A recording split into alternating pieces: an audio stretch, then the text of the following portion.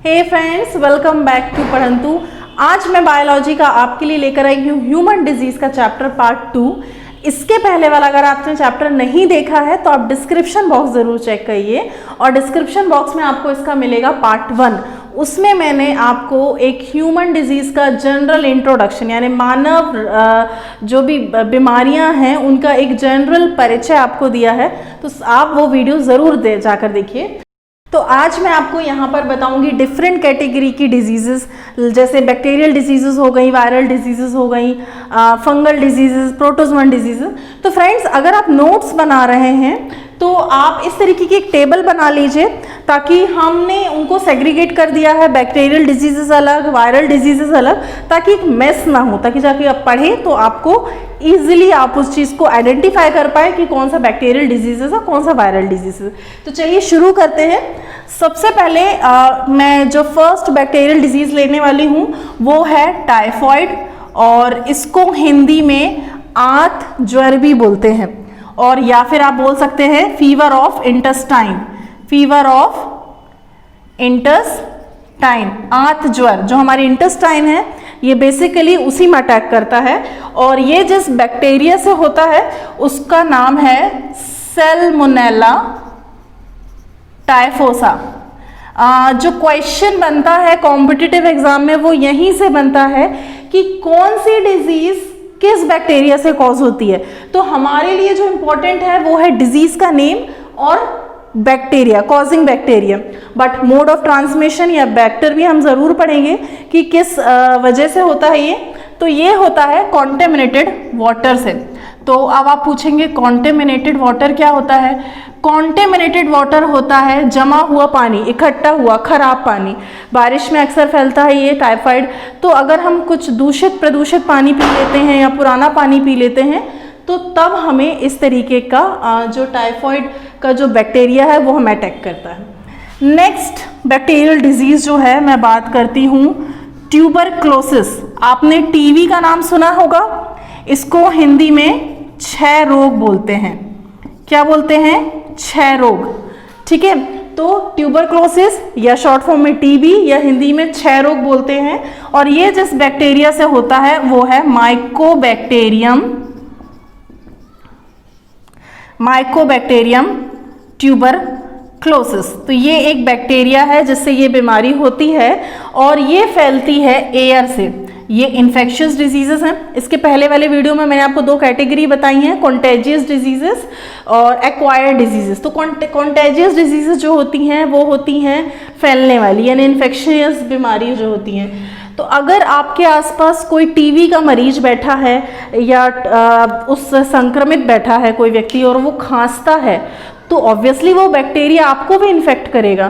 तो इसलिए बोला गया है कि जो उसका मोड ऑफ ट्रांसमिशन है या जो वेक्टर है वो क्या है? एयर है, हवा से फैलता है, वायु से फैलता है।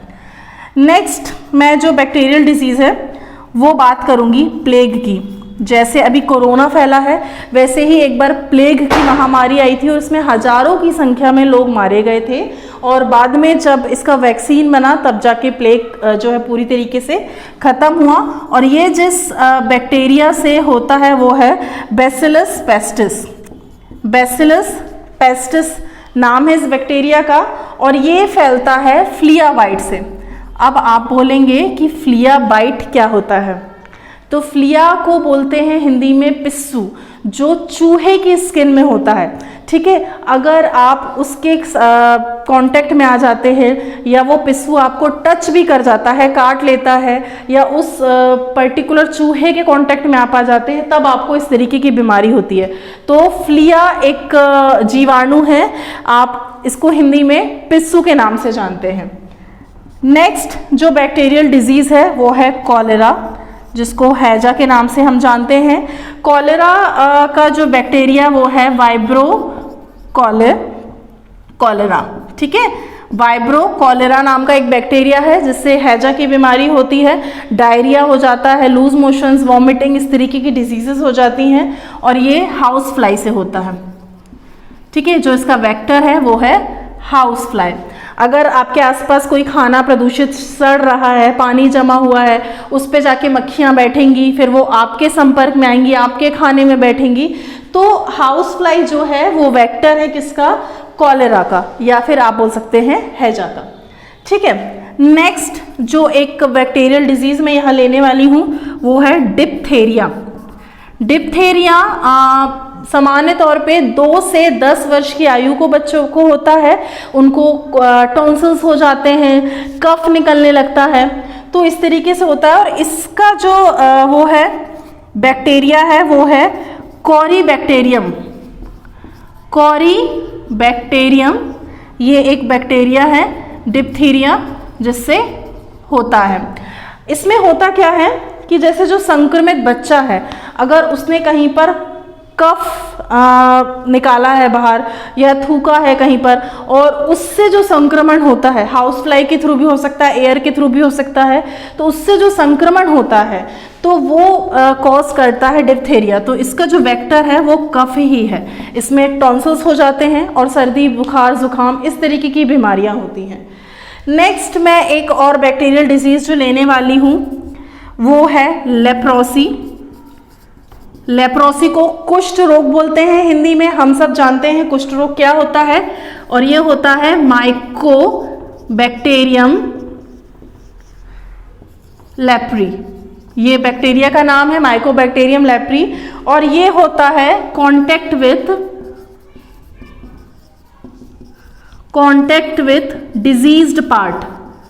कांटेक्ट विथ डिजीज पार्ट से क्या मतलब है कि जैसे किसी व्यक्ति को कुष्ठ रोग है, तो जिस अंग में उसको कुष्ठ रोग है, अगर वो वाला अंग आपके संपर्क में आता है, आप उसको छू भी लेते हैं या उसकी यूज़ की हुई टाल यूज़ कर लेते हैं, उसका कुछ इन्फेक्टेड कपड़ा यूज़ कर लेते हैं, तब आपको ये वाली बीमारी होती है। तो ये जो सारी बीमारियां हैं ये होती हैं इन्फेक्शन से। चलिए अब बात करती हूँ मैं नेक्स्ट बैक्टीरियल डिजीजेस की, जो है टिटनस। आप सब बहुत अच्छे से जागरूक हैं इस बीमारी से। टिटनस क्या होता है? बचपन में टीका लगता है, और टीका के साथ साथ जब भी आपको लोहा या कुछ ऐसा मेटल लग जाता है तब आपको टिटनस का इंजेक्शन लगवाना पड़ता है। तो टिटनस को एक और नाम दिया गया है, वो है लॉक जॉ। ये इम्पॉर्टेंट है, एग्जाम में पूछा जा सकता है लॉक जॉ किस बीमारी का नाम है। लॉक जॉ का मतलब है कि इस बीमारी में आपकी जो मसल्स है वो ऐंठ जाती हैं, टाइट हो जाती हैं, है ना, मुड़ती नहीं है, या फिर लूज हो जाती हैं। कहना चाहिए जो उसकी फ्लेक्सिबिलिटी है वो खत्म हो जाती है, इसलिए उसको बोला गया है लॉक जॉ।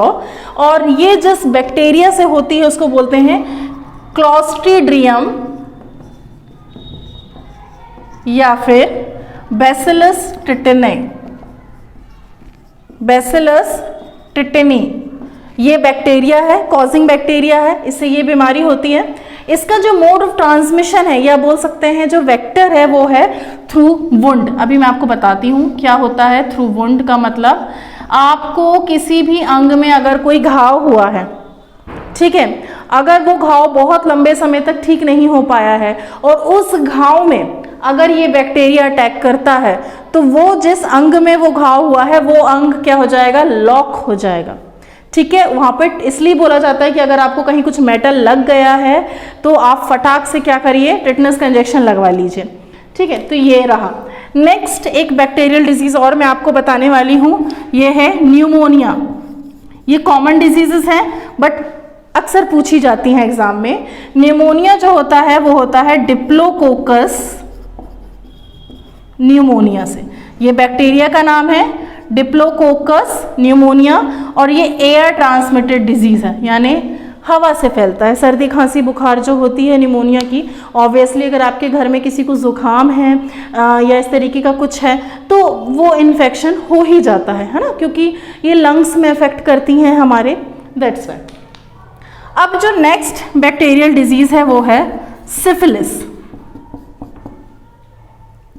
सिफिलिस जो होता है वो होता है ट्रेपोनेमा पैलिडियम से। ट्रेपोनेमा पैलिडियम ये बैक्टीरिया का नाम है, और ये इसका मोड ऑफ ट्रांसमिशन होता है इंटरकोर्स। अगर आप किसी इन्फेक्टेड पर्सन से फिजिकली कांटेक्ट में आते हैं तब आपको ये बीमारी होती है। ठीक है, नेक्स्ट एक बैक्टीरियल डिजीज है वो है गोनोरिया।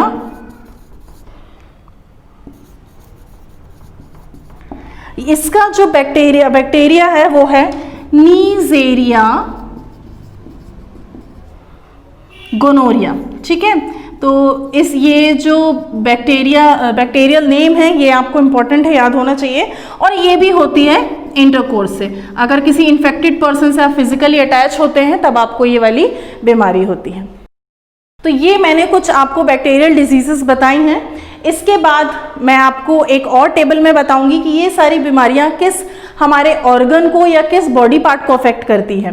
ठीक है, चलिए, तो जैसा कि मैं आपको बता रही थी कि ये जितनी भी डिजीजेस हमने पढ़ी हैं ये किस ऑर्गन में, हमारी बॉडी के किस अंग में अफेक्ट करती हैं, ये जल्दी से फटाफट समझ लेते हैं। सबसे पहले मैं लूंगी यहाँ पर डिप्थीरिया को। डिप्थीरिया का जो मेजर अफेक्टेड ऑर्गन है वो है थ्रोट। टॉन्सिल्स हो जाते हैं, कफ निकलने लगता है, मैंने आपको बताया था, तो थ्रोट जो है इसका अफेक्टेड ऑर्गन कहलाएगा। नेक्स्ट है लेप्रोसी यानी कुष्ठ रोग। तो ये कहीं पे भी हो सकता है, स्किन में भी हो सकता है, ठीक है, हमारी नर्व्स में भी हो सकता है, nerves of hands and feets, किसी में भी हो सकता है। फिर मैं बात करती हूं अगर टिटनेस की, तो टिटनेस होता है हमारे नर्वस सिस्टम के मसल्स में। कैसे? हमारे नर्वस सिस्टम ही बताता है कि हमारी बॉडी में कहाँ पेन हो रहा है, कहाँ क्या हो रहा है। तो जब हमारे नर्वस सिस्टम में ही कहना चाहिए आप सुन्न होने लगेगा वो पार्ट, तो हमें वो बॉडी का जो पार्ट है जो अकड़ा हुआ है या लॉक हुआ है वो हमें फील नहीं होगा। तो इसलिए बोला जाता है नर्वस सिस्टम की मसल्स में अफेक्ट करता है टिटनेस। नेक्स्ट मैं बात करती हूँ न्यूमोनिया की। तो न्यूमोनिया होता है लंग्स में, ठीक है, न्यूमोनिया होता है लंग्स में। नेक्स्ट मैं बात करती हूँ सिफिलिस की। तो सिफिलिस होता है जो भी male and female private parts होते हैं वहां पर अफेक्ट करता है सिफिलिस, ठीक है, क्योंकि ये। नेक्स्ट मैं बात करूंगी गोनोरिया की। तो इसका जो अफेक्टेड पार्ट है वो है रिप्रोडक्टिव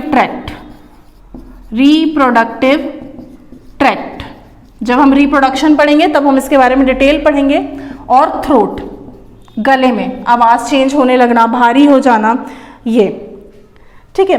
तो ये कुछ मेजर डिजीजेस थी जिनका पर्टिकुलर अफेक्टेड एरिया मुझे बताना आपको बहुत ज़रूरी था। तो आप इसी तरीके से नोट्स बनाइए। नेक्स्ट वीडियो में मैं आपको बताऊंगी वायरल डिजीजेस क्या होती हैं। फ्रेंड्स, अगर आपको वीडियो पसंद आया है तो वीडियो को लाइक कीजिए और शेयर कीजिए। और अभी तक अगर आपने चैनल को सब्सक्राइब नहीं किया है तो सबसे पहले जाके चैनल को सब्सक्राइब कीजिए। थैंक यू और हैव अ नाइस डे।